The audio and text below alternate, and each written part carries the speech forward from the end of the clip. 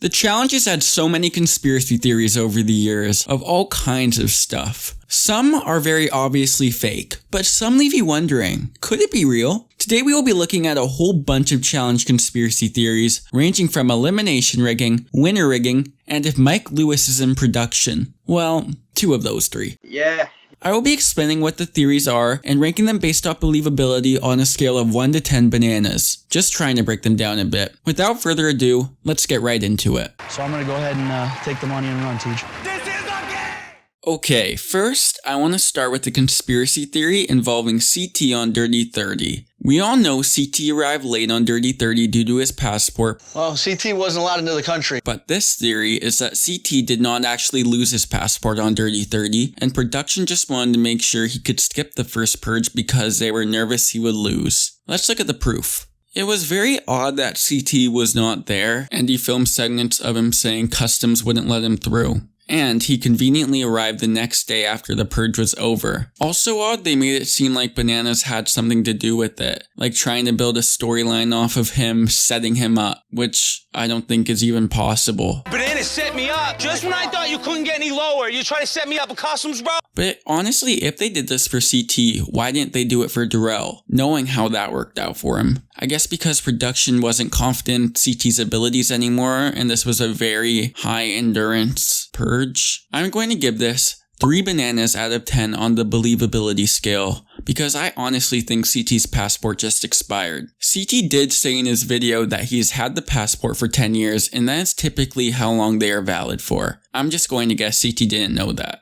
Next, I want to move on to a very controversial elimination that took place on Final Reckoning. This is probably the most fishy elimination in challenge history, and it was between Devin and Corey versus Zach and Amanda and Jose and Davon. The elimination concept was simple enough. They had to jump onto a rope, hanging 9 medallions, and try to get them off by the momentum of the jump. Devin and Corey had to face 2 teams in this elimination as they were mercenaries, and it was a big twist. Zach and Amanda were up first and arguably were the strongest team that season. Zach and Amanda were killing it. Amanda was even wearing jeans during it. Zach and Amanda only had 1 medallion left and it would not budge. I swear I saw the medallion shake and it just would not come off. Devin and Corey ended up catching up and winning. But they also had to beat Jose and Davon next. And the same thing happened with the same medallion. The same medallion was stuck for Jose and Davon. The theory is production bolted down the medallion on the rope to make sure Corey and Devin would win the elimination round. Even Cara Maria made a tweet supporting this theory. Rumor has it that one of the cast members tried yanking the medallion off after the elimination, but it still wouldn't come off. I'm going to give this theory a 10 out of 10 bananas on the believability scale. It makes no sense why the medallion just wouldn't budge for the same 2 teams and it was the same medallion each time. I also think production did this because obviously they aren't going to hype up a mercenary team all season in Devin and Corey and have them lose right away.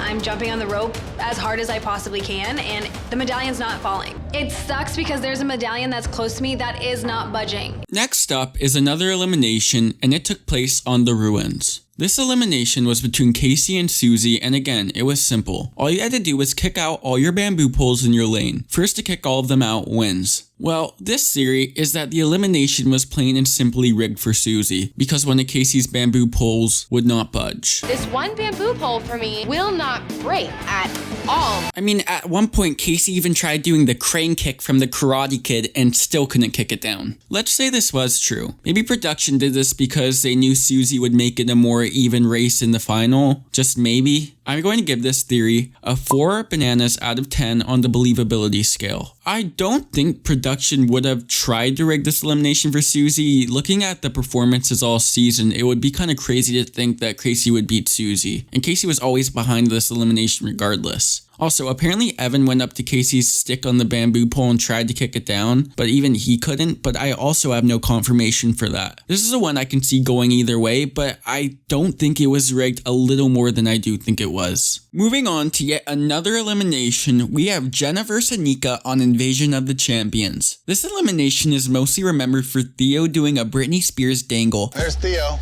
There he is. Looks like Britney Spears. but a lot of fans have speculated that this elimination was rigged for Jenna. This elimination is one of the worst designed eliminations ever. It was an elimination taking place on a huge platform, and all you had to do was grab 5 balls and jump. Fastest to do it wins. The problem is, time can be easily manipulated, and production definitely wanted Jenna to win this elimination for a few reasons. One is that she was one of the most established faces on the season, and the biggest reason is because they wanted her to make it to the point where her and Zach would be reunited. I'm going to give this theory 7 bananas out of 10 on the believability scale, because honestly, it makes complete sense. Production obviously had more reasons to want Jenna to stay than Anika. I don't like saying eliminations are ever rigged, but considering producers wanted the huge plot point of her and Zach, is one of the eliminations where times can be easily tampered. I do believe production wanted her to win, but I don't think Anika beat Jenna in the actual elimination, so I didn't think it really mattered. Next, we have a theory concerning Danny from the Real World Austin. I'm Danny from the Rick and Mass, and I'm 21 years old. Danny made a huge impression on the Real World and was the biggest star of his season. MTV was completely banking on him to become the new face of the Challenge franchise. How would they have known that he would later become statistically the worst player in Challenge history? After the Real World Austin finished airing, MTV put 4 Real World Austin cast members on the Challenge Fresh Meat. This theory is that they rigged the determining order in which the partners were picked so that Danny could pick first and get the best partner. Well, he did pick first and he got Evelyn, one of the best females in Challenge history. This obviously did not help him, and he still went out first. But I'll give this theory 8 bananas out of 10 on the believability scale, because I do really believe MTV wanted Danny to become the new star and biggest face of the franchise. All right, first up to bat is going to be Danny. I got first pick, and I picked Evelyn. Based on her statistics, she definitely by far had the best out of all the girls, but I'm not going home. All right, as for you guys, Danny, Ed, you're playing Leafs tonight. Take care. Nice to meet you. Okay, next we have a big one, and this is about a certain winner and if they actually won. This is about Ashley and Hunter winning Final Reckoning. Unfortunately, a huge thing about Final Reckoning were unfair elements and a lot of question marks in the validity of some of the competition. Probably the most question marks of any season ever. We all know Ashley and Hunter won, and Ashley stole the money, and it was a huge big thing. But this theory is that Ashley and Hunter never actually won. Joss and Sylvia were the real winners of the season, and production manipulated the final times for Ashley and Hunter. You might be asking yourself, why? Well, I have a few theories about that. Well, theories inside of theories. Okay, first of all, apparently production before the final asked every team if they would split the money or share the money. Joss and Sylvia both said they would split, and Ashley obviously said she would steal, which makes better TV. It seemed like Joss and Sylvia were way ahead in the final the whole time. Joss and Sylvia also made tweets claiming the final times were rigged against them. But thinking about it, I mean, it sounds way cooler to say to someone, did you see that person steal $1 million from her partner? Rather than, did you see a very happy and friendly team win a boring final? And while it makes sense, I'm going to give this theory a 5 out of 10 bananas on the believability scale because I just don't know. A lot of this final was unseen, so that makes it kind of hard to judge, and we don't know everything that happened. I also don't think production can even do this because I'm pretty sure it's against the law. Joss also did end up coming back for season 34 despite being so upset at the time that when they filmed the reunion, he was across the street at a bar and didn't even show up.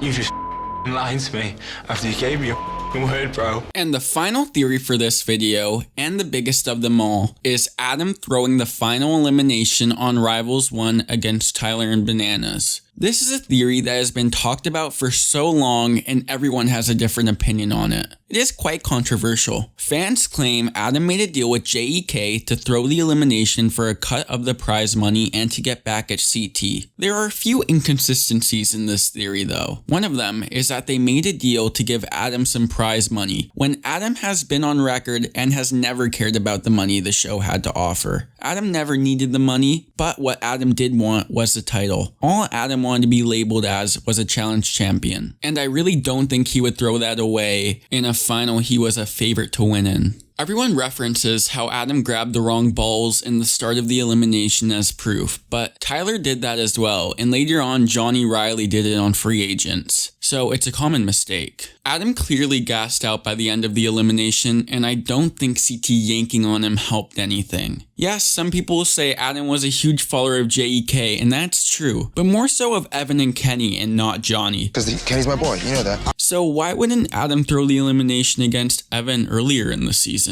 It makes no sense to me. I know Adam has said he didn't throw it before, but I don't really trust Adam. Wes is a more valuable source who likes to discredit bananas, and Wes said Adam didn't throw it. The final thing I want to mention about this is how the theory actually started. Let's go all the way back to the Rivals 1 reunion. CT was talking about the elimination and how he was not mad at Adam, but would be mad if Adam struck a deal and threw the elimination. He gave me everything he had. He tried to do me wrong, cut a deal behind my back, and then throw the challenge all knowing. Yeah, we may have an altercation, but... From CT saying that as more of a joke, that's how the theory actually started. Now, I'm not saying this theory is for sure fake, but what I'm saying is, in my personal opinion, I just don't think Adam threw it. But listen, I completely understand everyone's opinions and how they would think he did, but I'm going to give this a final score of 3 out of 10 bananas on the believability scale. Thank you all for watching. I hope you all enjoyed. Please leave in the comments your thoughts and opinions. Follow me on Twitter at RookieRevo,